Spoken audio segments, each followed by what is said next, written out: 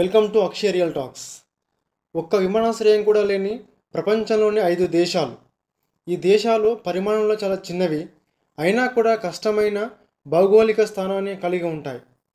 అక్కడ విమానాశ్రయాలను నిర్మించడంలో ఇదే ప్రధాన అడ్డంకిగా మారుతుంది. ఇప్పటికీ ఆయా దేశాల అందాలను, ప్రత్యేకతను చూసేందుకు సుదూర ప్రాంతాల నుంచి ప్రజలు వస్తూ ఉంటారు. విమానాశ్రయాలు లేకపోతే ప్రజలు అక్కడికి ఎలా చేరుకుంటారు? విమానాశ్రయం జాడా కూడా లేని ఆ దేశాల గురించి తెలుసుకునే ప్రయత్నం చేద్దాం. వీడియో నచ్చితే లైక్ చేయండి, షేర్ చేయండి. మీకు ఉపయోగపడే మరిన్ని వీడియోల కోసం మన ఛానల్ సబ్స్క్రైబ్ చేయండి. ఒక్క విమానాశ్రయం కూడా లేని ప్రపంచంలోని 5 దేశాలు. వాటిలో వాటికన్ సిటీ. ప్రపంచంలోనే అతి చిన్న దేశమైన వాటికన్ సిటీలో విమానాశ్రయం లేదు. ఇక్కడ విమానాశ్రయం నిర్మించడానికి సరిపడా స్థలం లేదు. వాటికన్ సిటీని చూడడానికి వచ్చే వ్యక్తులు రోమ్, ఇటలీ విమానాశ్రయాన్ని ఉపయోగిస్తారు. ఇది సమీప విమానాశ్రయం.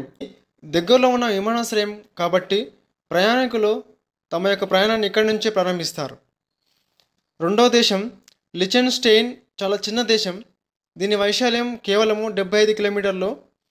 ఇక్కడ విమానాశ్రయం నిర్మించేందుకు స్థలం లేదు. ఇక్కడి ప్రజలు ఎక్కువగా స్విట్జర్లాండ్లోని జూరిచ్ విమానాశ్రయం నుంచి తమ ప్రయాణాన్ని ప్రారంభిస్తారు. మూడో దేశం అండోరా. ప్రపంచంలోని 16వ అతి చిన్న దేశం. అన్ని వైపులా పర్వతాలతో చుట్టుముట్టబడి ఉంది. దీంతో ఇక్కడ విమానాశ్రయం నిర్మించడం సాధ్యం కాలేదు. అయితే ఈ దేశంలో 3 ప్రైవేటు హెలిప్యాడ్లు ఉన్నాయి. ఇవి ప్రజల ప్రయాణానికి ఉపయోగపడుతున్నాయి. నాలుగో దేశమైన మొనాకో, ఫ్రాన్స్, ఇటలీ మధ్య ఉన్న ప్రపంచంలోని 2వ అతి చిన్న దేశం. ఇక్కడ ఒక విమానాశ్రయం కూడా లేదు.